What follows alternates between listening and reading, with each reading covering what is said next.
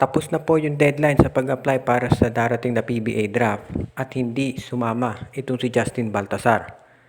Marami pa rin mabibigat na pangalan na nandoon katulad nga ni Stephen Holt, si Sonny Winston, itong si Keith Datus, Brandon Bates, Richie Rivero at yung iba pa. Pero yung inaasahan ng karamihan na itong si Justin Baltasar ay hindi nag-apply at mukhang mananatili siya doon sa NPBL na naglalaro para sa kupunan na itong si Governor Delta Pineda. So para doon sa mga observers, mukhang maliwanag ang ibig sabihin nito na hindi makukuha ng Converge yung number 1 pick mula sa Terra Firma o di kaya naman yung number 2 pick mula sa Blackwater Bossing. Ang implikasyon nito ayon doon sa mga analyst ay mukhang itong si Justin Baltasar talaga ay mag-a-apply lang sa PBA kung siguradong makukuha siya ng Converge Fiber Xers. Siguro ang sasabihin ng iba, bakit naman hindi mag-apply na lang si Baltasar sa draft at kung makuha man siya ng kahit anumang team ay gumawa ng isang sign and trade. For example, kung ma-draft siya ng Terra Firma, pwede naman siyang i-sign ng Terra Firma pagkatapos i-trade dito sa Fiber Xers. Pero ang problema kasi dyan, kung ikaw ay isang team katulad ng Terra Firma o Blackwater, pakakawalan mo pa ba ito si Baltasar? Dahil iyan ay 6'7 na merong inside-outside game parang Calvin Optana. So mahirap na pakawalan yan. Kaya yan siguro dahilan kung bakit ito si Baltasar ay ayaw mag-apply sa draft unless sigurado nga siya na dito sa Converge Fiber Xers siya mapupunta. Dahil maliwanag naman na doon niya talaga gusto maglaro. So ang tanong ngayon ay hanggang kailan makukuha o hanggang kailan mag-iintay ito si Baltasar bago siya mag-apply sa PBA. Dahil alam naman natin na itong Terra Firma at Blackwater mukhang sa panghabang panahon ay sila lagi number 1 at 2. Hindi na po matutuloy yung opening ng PBA sa Oktubre dahil ito ay inurong at ginawa sa November 5. So isang buwan palalo halos na iintayin bago mag-open ng PBA dahil gusto nilang bigyan daan itong Asian Games. Pagkatapos syempre ng Asian Games, yung mga players na naglaro dyan, kinakailangan munang magpahinga at mag-recover. At syempre bibigyan din ng pagkakataon na makapag-practice doon sa mga mother teams nila. So medyo matagal lang iintayin bago mag-open yung PBA at magkakaroon din syempre ng adjustment doon sa mga susunod pang conference, yung Philippine Cup. Siyempre para doon sa mga teams, magandang oportunidad din yan. Lalo na doon sa mga nahihirapan maghanap ng import. Nakita natin ngayon, ilang teams pa lang yung merong import ngayon. Itong Barangay Ginebra, TNT, Magnolia, itong Blackwater at itong Meralco.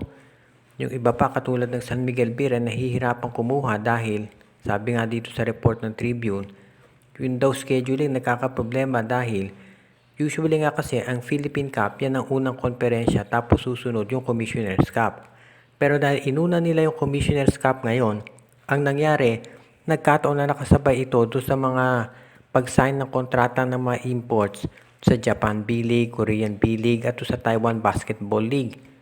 So syempre hindi naman natin kayang mag-compete doon sa mga sweldo na ibinibigay sa mga players na nabanggit na lugar. Kaya yan ang dahilan kung bakit hindi sila makapag-commit dito sa Commissioner's Cup at yan ang dahilan kung bakit nahihirapang humanap yung mga teams. Kung inyong matatandaan itong San Miguel, sinabi ni Team Manager G. Abanilla na meron daw silang kinakausap na 3 import. Pero hanggang sa ngayon mukhang wala nang nangyari. So medyo nagkakaproblema talaga. Ito si Chris Macolo under contract pa sa Taiwan. At yan din ang problema kung ba't yung ibang teams ay hanggang ngayon wala pang makuha. So abangan na lang natin baka by November meron ng mga ibang imports na makukuha ang mga nabanggit na PBA teams. Nag-umpisa na yung practice ng Gilas Pilipinas at mukhang kasama na itong si Calvin Abueva at si Terence Romeo. Pati itong si Jason Perkins, Arvin Tolentino at Mawala Tautua ay nakita rin doon sa practice. At ang sabi baka ito si Mark Barroco mabigyan din ng pagkakataon. So ibig sabihin dito mukhang dito pala nakikita na natin na mukhang ina-address ni Coach Tim Cone yung pagkukulang doon sa huling lineup natin sa Gilas. Ang naging problema doon sa Gilas natin na nandun sa FIBA obviously kulang sa ball handler. So ngayon mukhang ang kukunin daw either ito si Terence Romeo o kaya naman ay itong si Mark Barroca. Pagdating naman dito sa big men dahil yung mga nasa Japan B-League ay hindi pa available, yan siguro dahilan kung bakit nagta-try out o nagpa-practice itong sila Jason Perkins at itong si Mawala Tautua. Samantala naman ito si Calvin Abueva, alam natin yung intensity niyan kinakailangan natin sa Gilas. At ito si Arvin Tolentino, syempre, spot-up shooter yan. Kinakailangan natin ng ganyang klaseng player din. So, mukhang maganda yung mga players na napipili ni Coach Tim Cone para mag-try out dito sa Gilas Pilipinas. Kinumpirma rin niya nakasama itong si Stanley Pringle at ito si RR Pugoy. So, mukhang ang aabangan na lang natin ay yung final announcement. Sinabi din ni Coach Tim na ito si Justin Brownlee ay nagre-recover pa mula doon sa kanyang operation at hopefully daw ay maging 100% para dito sa Asian Games. Since mukhang kung hindi 100% ito si Brownlee, dapat ito si Kuwame at yung iba nating mga players ay mag-step up. Kahit masabihin natin na siyempre mas mataas yung level ng competition dito sa FIBA, iba rin siyempre ang gagawin dito sa Asian Games, lalo na kapag nakaharap natin ng China dahil nakita natin, tinambakan natin sila nung huli tayong magkita sa FIBA. So siguradong babawi yan ngayon, lalo na sila host country. So mukhang maganda preparations nitong Gilas natin. At hopefully, within the next few days, ma-announce na yung complete lineup at nang makapaghanda na sa labanan. Tapos na po yung deadline sa pag-apply para sa darating na PBA draft at hindi sumama itong si Justin Baltasar. Marami pa rin mabibigat na pangalan na nandoon katulad nga ni Stephen Holt, si Sonny Winston, itong si Keith Datus, Brandon Bates, Richie Rivero at yung iba pa. Pero yung inaasahan ng karamihan na itong si Justin Baltasar ay hindi nag-apply at mukhang mananatili siya doon sa NPBL na naglalaro para sa kupunan nito si Governor Delta Pineda. So para doon sa mga observers, mukhang maliwanag ang ibig sabihin nito na hindi makukuha ng Converge yung number 1 pick mula sa Terra Firma o di kaya naman yung number 2 pick mula sa Blackwater Bossing.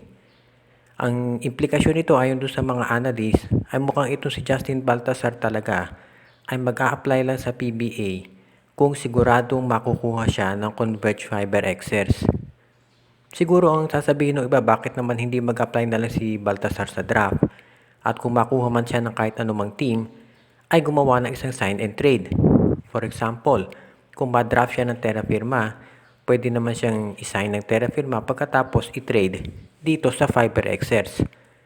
Pero ang problema kasi dyan, kung ikaw ay isang team katulad ng Terra Firma o Blackwater, pakakawalan mo pa ba ito si Baltasar? Dahil iyan ay 6'7 na merong inside-outside game parang Calvin Optana. So mahirap na pakawalan yan. Kaya siguro dahilan kung bakit ito si Baltasar ay ayaw mag-apply sa draft unless sigurado nga siya na dito sa Converge Fiber Xers siya mapupunta. Dahil maliwanag naman na doon niya talaga gusto maglaro.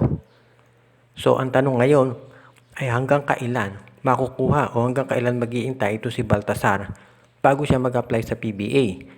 Dahil alam naman natin na itong Terra Firma at Blackwater, mukhang sa panghabang panahon ay sila lagi number 1 at 2. Shout out kay Gregoria Sabanal, Enrico at Presi Angsioco, Brian Andres, Reden Elena, Laila at Bonbon Lansang, Kagawad Katsakino Dukusin, Joseph Pineda, Jonel Alagon at Celino Valles family, Dexter Domer, Admond de Guzman, Ronald Berbosidad, JJ Sibum, Joshua Giray, Espejo at Rosales family, Andrew Anyosa, Michael D, Rico Olarte, Jordan at John Redding Balanta at Sid Maria, RG Bueno at Talina family, Anthony Alon, John Patrick Abrea, Joseph Pineda, Dionisio Mercado, Edwin Carmona Jr., OG Len Gio Gia Santillana at Tagle family, Ireneo Salangsang, Jason Mendoza, Donel Santiago, John Marcantos, Jordan at John Redding Balanta at Sid Maria,